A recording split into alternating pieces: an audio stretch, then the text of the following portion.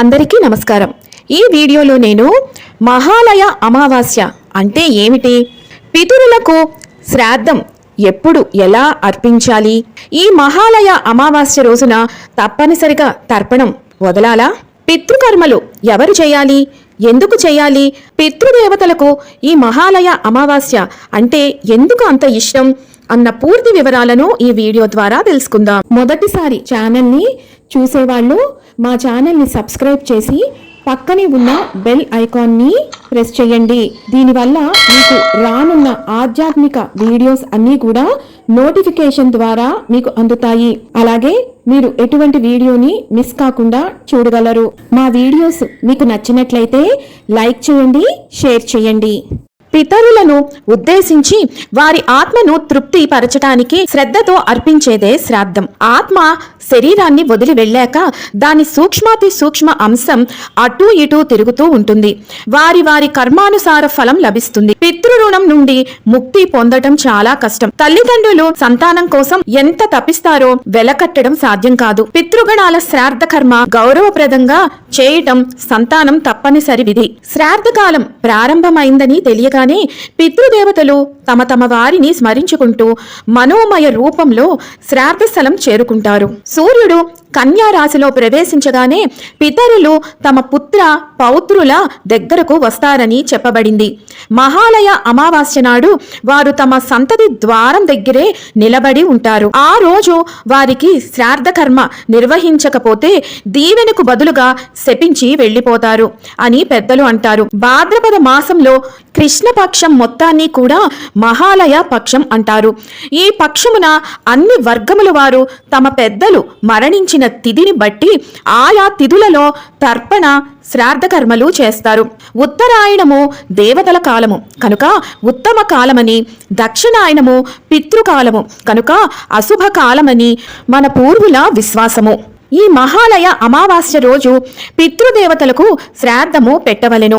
ఇలా చేసిన వారి పితరులు సంవత్సరము వరకు సంతృప్తులగుదురని స్కాంద పురాణం నాగర ఖండమున ఉన్నది. నిజానికి ప్రతి మాసంలోనూ అమావాస్య వస్తుంది. అది పితరుల పుణ్యతిథిగా భావించబడినది. కానీ మహాలయ అమావాస్యకు విశేష ప్రాముఖ్యత ఉన్నది. ఈ రోజు సమస్త పితృదేవత విసర్జనం జరుగుతుంది. తమ పితరుల పుణ్యతిథి వివరాలు తెలియని వారు పితృపక్షంలో ఆ తిథి నాడు కారణవశాన శ్రాద్ధం పెట్టలేని వారు మహాలయ అమావాస్య నాడు శ్రాద్ధం, దానం, తర్పణం చేస్తారు. ఎవరు శ్రాద్ధ విముఖులు కాకూడదు. శ్రాద్ధ మహిమను శాస్త్రాలు విస్తృతంగా పేర్కొన్నాయి. శ్రాద్ధం చేయటం వల్ల సంతాన ప్రాప్తిస్తుందని స్కాంద పురాణంలో చెప్పబడి ఉన్నది. ఈ మహాలయ అమావాస్య రోజున ఎవరైతే శ్రాద్ధ కర్మలతో సంతోషపెడతారో వారు తమ సంతత వారి ఆయుష్, విద్య, ధనం, సంతానం సమస్తం కలిగి ఉండేటట్లు ఆశీర్వదిస్తారట. ఈ రోజున శ్రాద్ధ కర్మలలో నువ్వులు, గూడ మిశ్రిత అన్నం సమర్పించిన దానం అక్షయం అవుతుందట. అన్ని దానాలలోనూ అన్నదానం ప్రధానమైనది. అన్నదానం ఎప్పుడు చేసినా మంచి ఫలితాన్నే ఇస్తుంది. కానీ ఈ మహాలయ పక్షంలో గాని, ఈ మహాలయ అమావాస్య రోజును గాని చేసే అన్నదానం వల్ల అనంత కోటి యజ్ఞ ఫలితం ప్రాప్తిస్తుంది. అమావాస్య నాడు శ్రాద్ధకర్మ చేస్తే వ్యక్తికి సమస్త లాభాలు కలిగి కోరికలు నెరవేరుతాయట. ప్రతి సంవత్సరం చేసే శ్రాద్ధం కన్నా అతి ముఖ్యమైన శ్రాద్ధాలు ఈ మహాలయ పక్షం. 15 రోజులు చెయ్యలేని వారు ఒక్క మహాలయమైనా చేసి తీరాలి.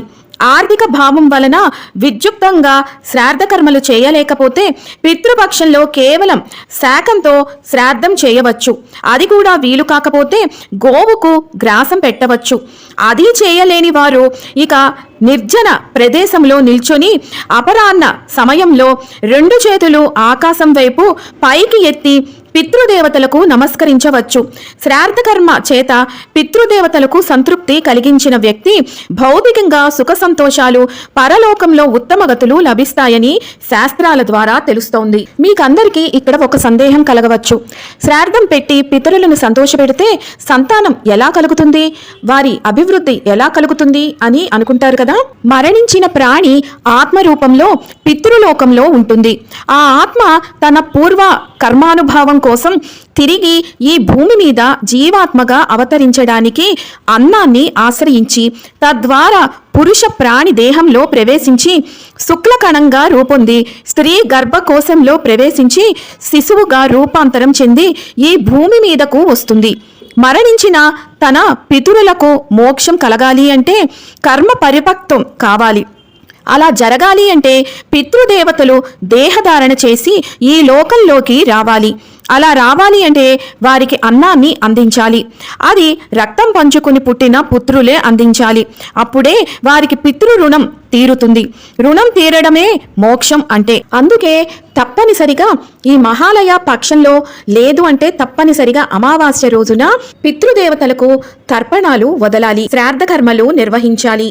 మహాభారత కథనం ప్రకారం దానశీలిగా పేరు పొందిన కర్ణుడికి మరణానంతరం స్వర్గం ప్రాప్తించింది.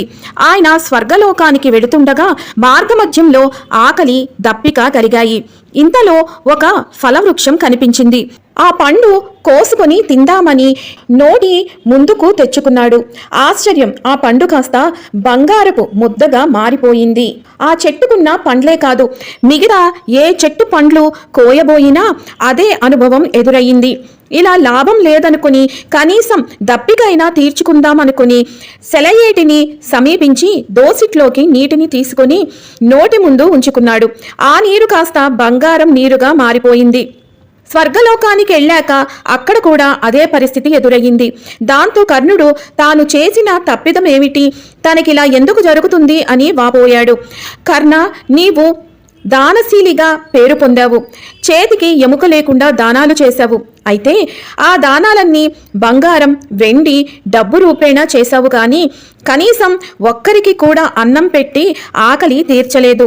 అందుకే నీకీ దుస్థితి ప్రాప్తించింది అని అశరీరవాణి పలుకులు వినిపించాయి. అప్పుడు కర్ణుడు తన తండ్రి అయిన సూర్యదేవుని వద్దకు వెళ్ళి పరిపరి విధాలా ప్రాధేయపడగా ఆయన కోరిక మేరకు దేవరాజైన ఇంద్రుడు కర్ణునికి ఒక అపురూపమైన అవకాశం ఇచ్చాడు.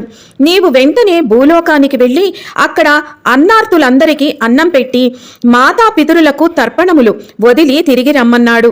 ఆ సూచన మేరకు కర్ణుడు భాద్రపద బహుళ పాడ్యమి నాడు భూలోకానికి చేరాడు. అక్కడ పేదలు, బంధుమిత్రులు అందరికీ అన్న సంతర్పణ చేశాడు. పితరులకు తర్పణాలు వదిలాడు. తిరిగి అమావాస్య నాడు స్వర్గానికి వెళ్ళాడు. ఎప్పుడైతే కర్ణుడు అన్న సంతర్పణలు, పితృ తర్పణాలు చేశాడో అప్పుడే ఆయనకు కడుపు నిండిపోయింది, ఆకలి తీరింది. కర్ణుడు భూలోకంలో గడిపి తిరిగి స్వర్గానికి వెళ్ళిన ఈ పక్షం రోజులకే మహాలయ పక్షమని పేరు. ఈ మహాలయ పక్షంలో చివరి రోజే మహాలయ అమావాస్యగా పిలుస్తున్నారు. ఒకవేళ ఈ మహాలయ అమావాస్య శనివారం నాడు వస్తే మరీ మంచిది. ఈ రోజున చాలా పవిత్రమైన దినముగా భావించాలని శాస్త్రాలు చెబుతున్నాయి. ఆ రోజున శనిదేవుణ్ణి పూజిస్తే సకల పాపాలు తొలగిపోయి ఎన్నో ప్రయోజనాలు పొందవచ్చు.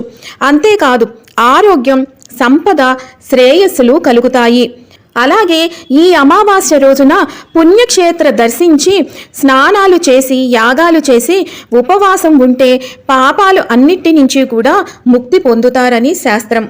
ఈ రోజున విష్ణుమూర్తిని ఆరాధిస్తే మానసిక ప్రశాంతత, శారీరక ఆరోగ్యం, ఆర్థికంగా మెరుగైన ఫలితాలు కలుగుతాయి. అలాగే శివుణ్ణి పూజిస్తే సకల పాపాలు తొలగి అదృష్టం, సంపద, ఐశ్వర్యం, ఆర్థికంగా మెరుగైన ఫలితాలు కలుగుతాయి.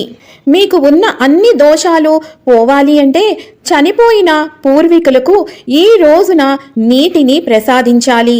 ఇక్కడ ఒక ముఖ్య గమనిక, తల్లి తండ్రి ఉన్నవారు పితృతర్పణం చేయాల్సిన అవసరం లేదు. వారి తల్లిదండ్రులు మాత్రమే ఇది చేయాల్సి ఉంటుంది.